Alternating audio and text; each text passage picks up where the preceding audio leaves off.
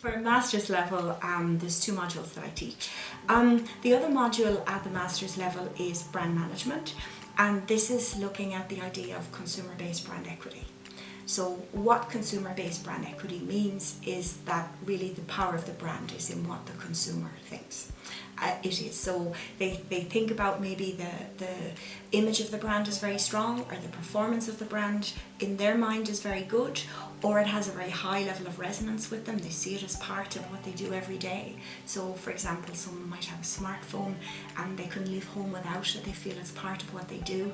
Well, then they have a very strong brand attachment to it. So we try to use the Keller's brand equity framework and understand how then brands might build that level of relationship with their customers. So we look at everything from the brand elements they use, such as their logo, the colours they use, the URL, how they communicate, what sort of points of parity and points of difference they have, the types of media that they use, whether they have secondary brand associations. For instance, do they use a country of origin in their brand, or do they talk about the brand as associated with a particular endorser?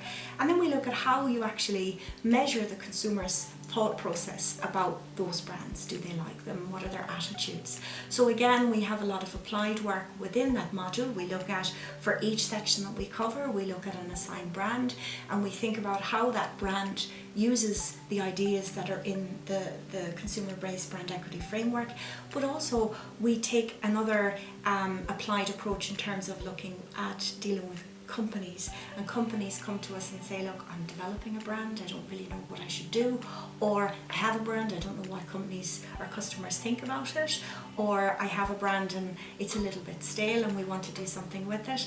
And often it's a case of really just looking at what you have already and maybe positioning it in a stronger way. So again, projects work on these types of issues, and the students get some experience of dealing with not only the theory, but also then how that's applied in terms of world leading brands, and how it's applied in terms of real life examples of projects that they do.